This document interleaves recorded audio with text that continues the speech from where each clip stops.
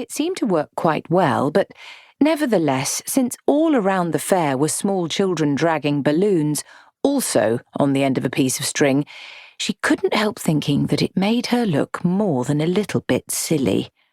And something that made one witch look silly made all witches look silly. On the other hand, if you tied it to a hedge somewhere, there was bound to be some kid who would untie the string and get on the stick for a dare, in which case most likely he would go straight up all the way to the top of the atmosphere where the air froze, and while she could in theory call the stick back, mothers got very touchy about having to thaw out their children on a bright, late summer day. That would not look good. People would talk. People always talked about witches. She resigned herself to dragging it again. With luck, people would think she was joining in with the spirit of the thing in a humorous way. There was a lot of etiquette involved, even at something so deceptively cheerful as a fair. She was the witch. Who knows what would happen if she forgot someone's name, or, worse still, got it wrong? What would happen if you forgot all the little feuds and factions, the people who weren't talking to their neighbours, and so on, and a lot more so, and even further on? Tiffany had no understanding at all of the word minefield, but if she had, it would have seemed kind of familiar. She was the witch. For all the villages along the chalk, she was the witch.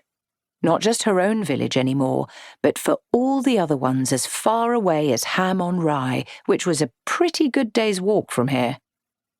The area that a witch thought of as her own, and for whose people she did what was needful, was called a steading. And as steadings went, this one was pretty good. Not many witches got a whole geological outcrop to themselves, even if this one was mostly covered in grass and the grass was mostly covered in sheep. And today, the sheep on the downs were left by themselves to do whatever it was they did when they were by themselves, which would presumably be pretty much the same as they did if you were watching them. And the sheep, usually fussed and herded and generally watched over, were now of no interest whatsoever, because right here, the most wonderful attraction in the world was taking place. Admittedly, the Scouring Fair was only one of the world's most wonderful attractions if you didn't usually ever travel more than about 4 miles from home. If you lived around the chalk, you were bound to meet everyone that you knew at the fair.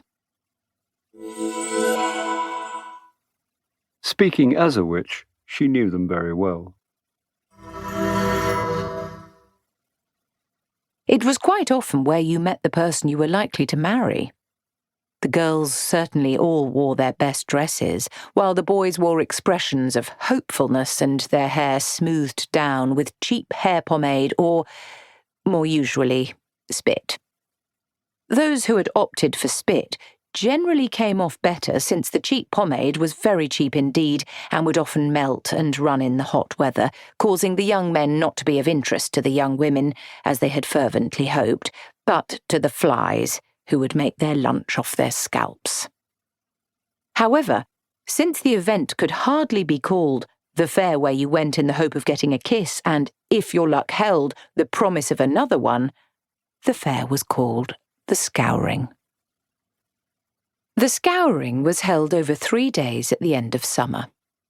For most people on the chalk, it was their holiday.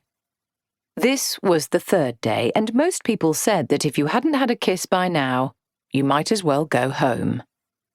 Tiffany hadn't had a kiss. But after all, she was the witch. Who knew what they might get turned into?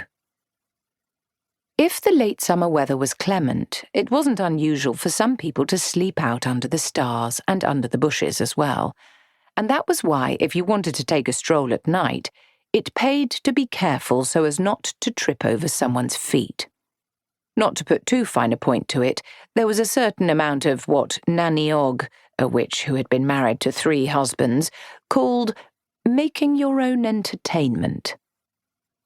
It was a shame that Nanny lived right up in the mountains, because she would have loved the Scouring, and Tiffany would have loved to see her face when she saw the giant.